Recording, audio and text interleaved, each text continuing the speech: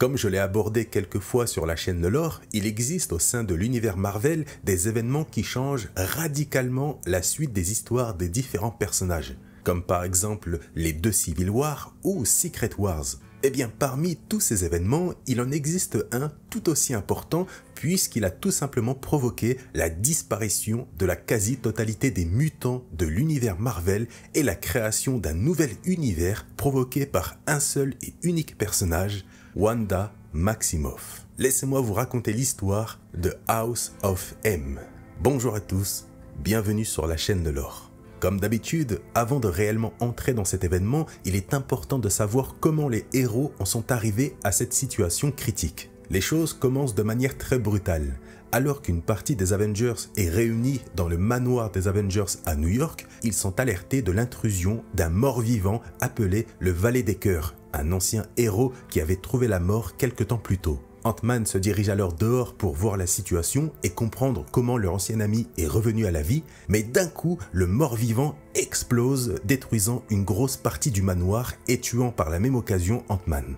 Par la suite, c'est au tour de Vision d'attaquer les Avengers en leur fonçant dessus avec un Quinjet et, une fois au sol, leur lâche une petite armée de Ultron. Ah, ça commence d'un coup, hein. Bien sûr, personne ne comprend ce qu'il se passe. Tout va trop vite. Pendant que les Avengers affrontent l'armée Ultron, She-Hulk perd complètement le contrôle de soi suite à la mort d'Ant-Man.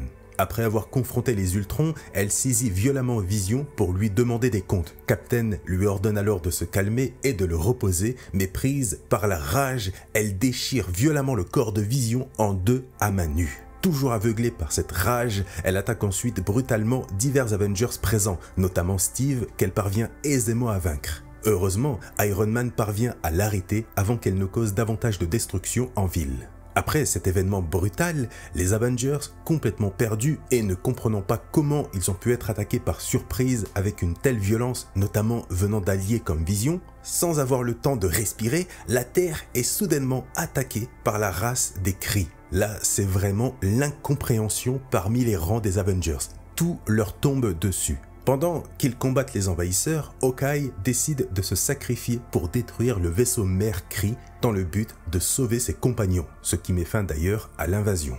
Ouais, on peut souffler ou pas là? Alors que les Avengers se trouvent dans un état de désespoir total et pensent être maudits, le Docteur Strange leur rend visite pour leur révéler une nouvelle bouleversante. Toutes les attaques qu'ils ont subies sont en réalité attribuables à une seule personne, Wanda Maximoff. Alors, pour résumer, quelques années auparavant, Wanda avait réussi à créer une vie parfaite en se mariant avec Vision et en créant 2 enfants grâce à sa magie et à 2 éclats de l'âme de Mephisto. Cependant, Mephisto n'a pas toléré que ces âmes lui soient dérobées. Il a alors simplement repris les âmes, provoquant la mort des enfants de Wanda et la ruine de sa vie. Agatha Harkness va ensuite apparaître pour faire oublier à Wanda ses souvenirs concernant ses enfants pour apaiser sa peine. Mais plusieurs années après, les souvenirs de Wanda concernant ses enfants lui sont revenus. Si vous vous posez la question, c'est de cette histoire que s'est inspirée la série WandaVision.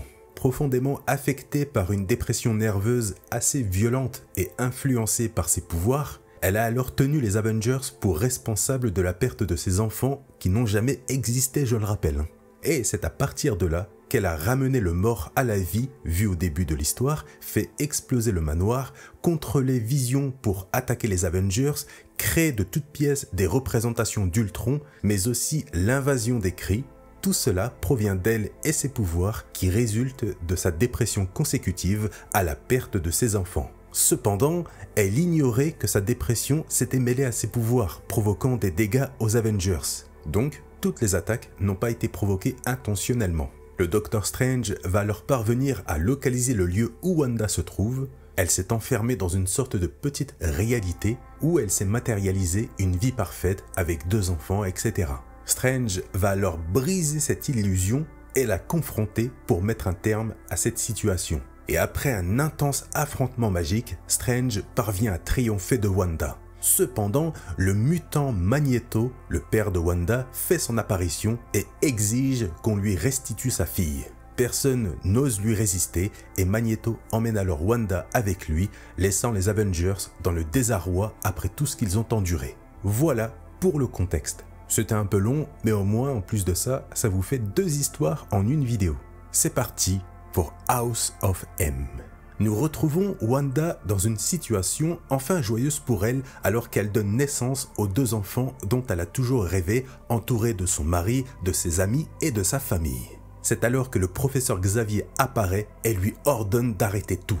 Elle n'a pas d'enfant et n'en a jamais eu. Wanda riposte en affirmant que c'est faux. Xavier utilise alors ses pouvoirs pour la contraindre à s'arrêter malgré sa résistance. Il parvient ainsi à briser la bulle de réalité de Wanda, la révélant seule dans l'obscurité, toujours profondément affectée par la mort des enfants qu'elle n'a jamais eus, mais aussi désormais par la mort de certains Avengers. Elle s'en veut énormément. Peu après, Xavier retrouve Eric, alias Magneto, et lui fait part du fait que sa fille devient de plus en plus incontrôlable. On apprend alors qu'Eric a emmené sa fille sur une île appelée Genosha, un ancien lieu où les mutants avaient élu domicile avant d'être exterminés par les sentinelles, puis a demandé l'aide de Xavier pour maintenir sa fille dans un sommeil prolongé afin d'éviter qu'elle ne recommence à briser la réalité, le temps de trouver une solution. Magneto s'en veut énormément car il estime que c'est en raison de ses convictions et de ses nombreuses guerres que ses enfants n'ont pas eu une vie normale. De son côté, observant que les choses commencent à s'aggraver, Xavier décide de rassembler tous les héros disponibles dans la tour des Avengers afin de discuter du sort de Wanda, devenue trop dangereuse. 2 factions se forment alors. Certains X-Men souhaitent simplement tuer Wanda, tandis que l'autre groupe, les Avengers principalement, refusent de faire une telle chose. Steve rejette catégoriquement cette option, jugeant qu'il serait plutôt préférable, dans le pire des cas, de trouver un moyen de lui ôter complètement ses pouvoirs. Xavier, au milieu de tout cela, avoue lui-même ne pas savoir quoi faire. Même ses pouvoirs ou ceux de Strange ne peuvent rien contre ceux de Wanda. Mais sans qu'il ne s'en soit aperçu, Quicksilver a entendu la conversation sur le fait que certains voulaient tuer Wanda et en a donc conclu que tout le monde voulait la tuer. Il a alors rapporté la nouvelle à son père, mais Magneto avoue lui-même ne pas savoir quoi faire et pense à contre-cœur que tuer Wanda pourrait être la bonne solution pour protéger la réalité. Quicksilver est bien sûr totalement opposé à cela, en remettant d'ailleurs toute cette situation sur le dos de son père. De leur côté, les Avengers décident alors d'empêcher qui que ce soit de tuer Wanda parce qu'ils la considèrent toujours comme une Avengers et prennent la décision de se rendre sur Genosha pour voir comment elle se porte et surtout voir s'il y a un moyen de trouver une solution. Mais une fois sur place, ils s'aperçoivent que Wanda a disparu. Ils émettent alors tout de suite l'hypothèse que Magneto essaye de la cacher. Emma Frost, une puissante télépathe, parvient alors à la localiser un peu plus loin. Mais une fois proche de ce qui semble être Wanda, d'un coup, les héros disparaissent un à un sans aucune explication, puis blackout. On retrouve alors en premier lieu Peter au lit qui se réveille suite aux pleurs d'un bébé. On découvre alors qu'il est marié à Gwen Stacy et que le bébé est le leur. De l'autre côté de la ville, on découvre Steve Rogers, qui est devenu un simple et vieux vétéran de la guerre. Le Docteur Strange, lui, de son côté, n'est devenu qu'un simple psychologue, etc. Tous les héros qui étaient sur Genosha ont complètement changé de vie comme si de rien n'était et ne se souviennent pas de ce qu'il s'est passé. Mais parmi eux, un seul se réveille en se souvenant de tout, Logan. Alors qu'il est au lit avec Mystique après avoir, semble-t-il, passé une nuit torride, ce dernier se réveille complètement déboussolé par rapport à la situation et du fait qu'il y a un instant, il était sur Genosha à la recherche de Wanda. Il ne sait pas du tout ce qui s'est passé et a l'impression d'avoir été transporté dans une autre dimension. Il apprend ensuite de Mystique qu'il fait partie du Shield en tant qu'agent de terrain. Étant dans l'incompréhension totale, il saute de l'héliporteur du Shield et s'écrase en plein centre-ville où il découvre que la plupart des héros sont devenus des personnalités publiques similaires à des stars et qu'ils sont aimés de tous. Logan décide alors de se rendre au manoir des X-Men pour trouver Xavier et avoir des réponses. Mais arrivé là-bas, il découvre que le manoir n'est pas une école et est habité par une simple famille. De retour à New York, il remarque surtout que les mutants vivent de manière libre, sans aucun souci en ville, ce qui est une chose impossible. Logan se dirige alors à la tour Stark pour parler à Tony. Mais une fois là-bas, une équipe du Shield, ses coéquipiers a priori, composée de mutants, l'arrête pour être ramené au QG. Bien sûr, Logan refuse l'arrestation et prend rapidement la fuite à moto, mais il est très vite embarqué par la Cape qui apparaît au milieu de la route et le téléporte dans un lieu secret où il revoit Luke Cage et d'autres héros. Mais ce dernier ne reconnaît pas Logan. C'est alors que Hawkeye apparaît et arrache avec l'aide de ses flèches le mouchard que Logan a dans la nuque pour éviter que le Shield le localise. Malheureusement pour eux, ils ont pris bien trop de temps, puisque le Shield arrive au même moment à l'aide d'une sentinelle et explose complètement les lieux. Heureusement, la Cape parvient à téléporter un grand nombre de personnes dans un autre endroit. Logan, qui est toujours perdu, commence peu à peu à comprendre ce qu'il se passe. Il explique déjà à Luke que c'est un Avengers, sauf que Cage répond ne pas savoir ce qu'est un Avengers, démontrant ainsi que le groupe des Avengers n'ont jamais existé. Mais surtout, il apprend ensuite que les mutants ont pris l'ascendance sur les humains et que le groupe de Luke est justement une sorte de cellule rebelle anti-mutant contre le règne du roi du monde qui est Magneto. En apprenant cela, Logan se souvient que Wanda avait la possibilité de manipuler la réalité. Il met donc en évidence que la réalité de la Terre 616 a été changée. Et sachant que Magneto est devenu le roi dans cette réalité, il pense sans aucun doute qu'il a poussé Wanda, sa propre fille, à créer cette nouvelle réalité en faisant de lui un roi, tout en mettant la race des mutants au-dessus des humains.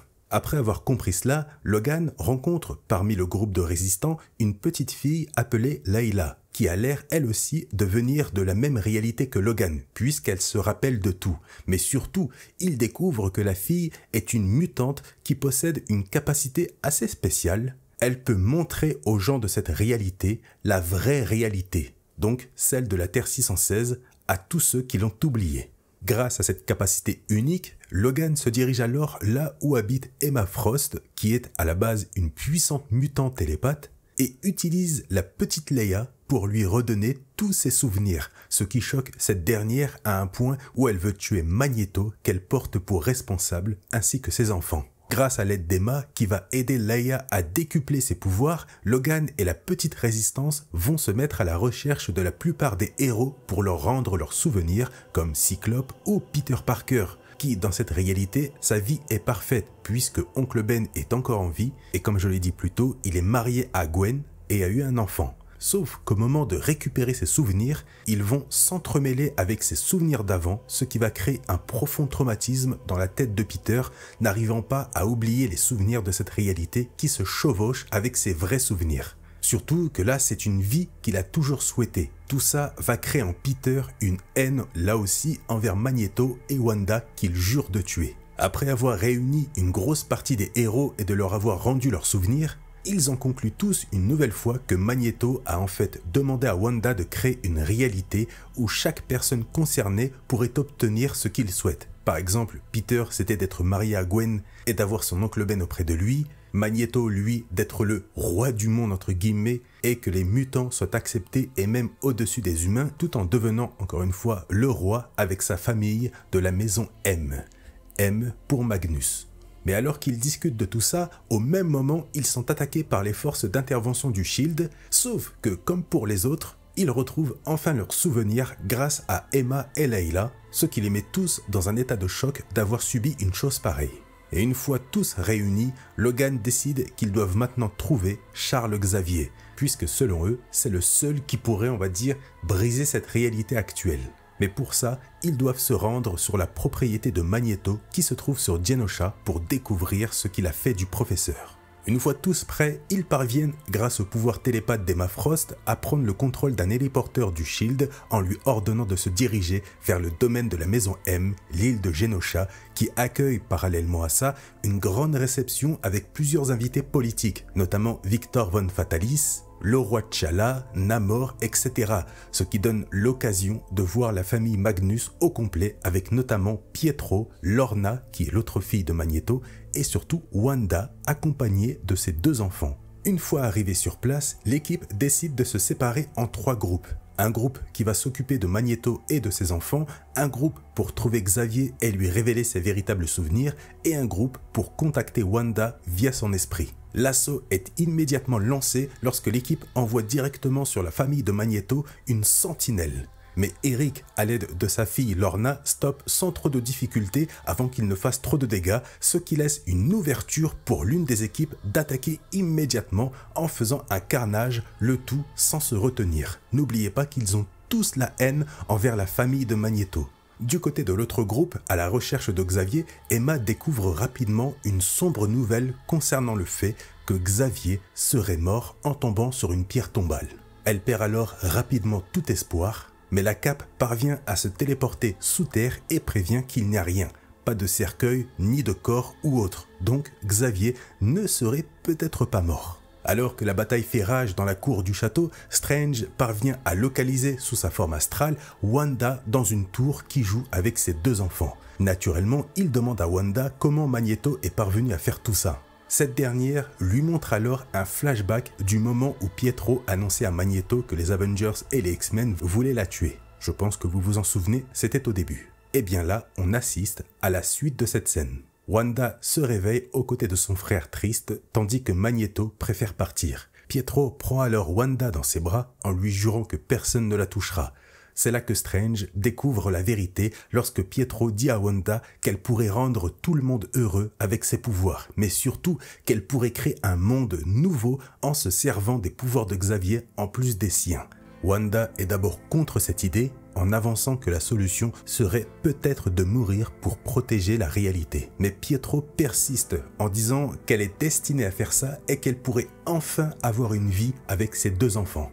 Ce n'est pas Magneto qui a poussé Wanda à manipuler la réalité, mais Pietro pour protéger sa sœur, en changeant les choses dans cette réalité pour faire en sorte que les autres croient justement que c'est Magneto. Strange demande alors à Wanda où se trouve Charles Xavier, puisque Wanda, lorsqu'elle a créé cette nouvelle réalité, elle s'est servie des pouvoirs de Charles Xavier pour faire oublier à tous les héros leurs véritables souvenirs. Mais avant qu'elle puisse répondre, Wanda est attaquée par Hawkeye qui a lui aussi récupéré ses souvenirs et en veut énormément à Wanda d'avoir fait tout ce qu'elle a fait, ce qu'on a vu au début de la vidéo, notamment par rapport à sa mort. Mais pour protéger sa mère, l'un des fils de Wanda s'emporte avec rage et fait disparaître Hawkeye en quelques secondes. En voyant cela, et surtout en voyant une nouvelle fois la mort d'un Avengers, sans qu'elle le veuille, Wanda commence peu à peu à reperdre le contrôle de ce qui l'entoure. À l'extérieur, Emma Frost et Layla parviennent à confronter Magneto et lui redonnent ses souvenirs. En se rappelant de tout et sachant très bien que tout est à cause de Pietro,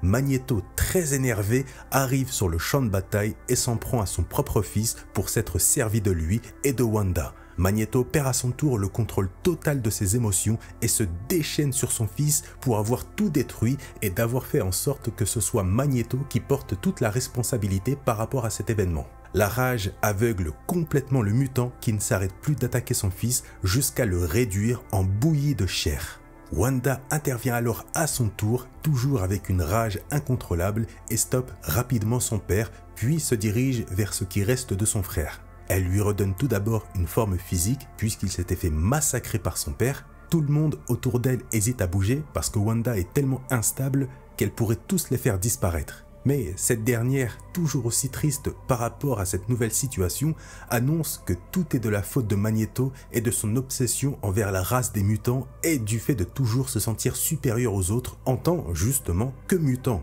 Une vision qui les a finalement transformés en monstres et détestés des humains. C'est à cause des mutants que tous ces problèmes existent à ses yeux. Wanda décide alors de supprimer cette réalité pour restaurer l'ancienne. Mais avec une petite subtilité en plus. Elle prononce les mots « plus de mutants ». De nouveau, un grand flash et tout disparaît. Une fois de retour à la réalité 616, tout semble être rentré dans l'ordre. Certains héros se réunissent alors à la tour des Avengers pour faire le topo. Et alors qu'ils pensent que tout est redevenu normal, un Docteur Strange affaibli apparaît en disant que non, quelque chose a changé. Vous allez comprendre pourquoi il est affaibli. Du côté des X-Men, ils découvrent que tous les élèves de l'école ont perdu leur pouvoir de mutants. Seuls quelques mutants comme Emma, Cyclope, Logan, etc. possèdent encore leur pouvoir. Emma se dirige alors en panique vers le Cérébro pour essayer de trouver Charles Xavier. C'est là qu'un choc les frappe tous. Ils remarquent qu'il n'existe plus aucun mutant dans le monde. Tout a disparu. On apprend alors que grâce à un bouclier psychique créé par Emma Frost et Doctor Strange, certains qui étaient là-bas ont pu être protégés par ce changement mis en place par Wanda. C'est pour ça que Emma Frost et Doctor Strange semblent affaiblis. Ils ont utilisé la quasi-totalité de leur pouvoir. Et c'est aussi pour ça que certains mutants ont toujours leur pouvoir. Mais quoi qu'il arrive, il n'existe plus de mutants dans cette réalité restaurée. Les mots de Wanda avaient un sens. Plus de mutants. Donc, plus de problèmes à ses yeux. Les X-Men restants et possédant toujours leur pouvoir décident alors rapidement de se rendre sur l'île de Genosha pour retrouver Wanda et peut-être Charles Xavier. Mais sur place, ils ne trouvent que Magneto qui n'a lui aussi plus de pouvoir. Logan demande alors à Eric où sont passés Wanda et Pietro, mais aussi et surtout Charles Xavier. Mais Eric n'en a aucune idée. Il n'a plus de souvenir de ce qu'il s'est passé. Parce que oui, en plus de faire disparaître les pouvoirs de mutants, ceux qui n'ont pas été protégés par le bouclier ont eu leurs souvenirs effacés. N'ayant aucune info en plus, les X-Men partent, laissant Eric vivre comme les êtres qu'il a toujours détestés, les humains. Personne ne sait où se trouve Charles Xavier et il n'existe plus aucun mutant sur Terre. Concernant Wanda, cette dernière se retrouve installée dans un pays de l'Est, mais n'a plus aucun souvenir de sa vie d'avant. Elle s'est effacée elle-même la mémoire pour ne plus souffrir. Elle n'est donc plus un danger pour le monde, mais à quel prix? C'était l'histoire de House of M. Merci à tous d'avoir regardé cette nouvelle vidéo sur la chaîne Le Lore. J'espère vraiment que ce nouveau récit, ce nouvel événement vous a plu. Perso, je trouve que cet événement est ultra sous-coté par rapport à d'autres événements, mais bon, ce n'est pas le débat. N'oubliez pas le petit like, ça récompense le travail fourni, le commentaire pour aider la chaîne et me dire ce que vous avez pensé de cette histoire. Sur ce, je vous laisse et je vous dis à une prochaine sur la chaîne Le Lore.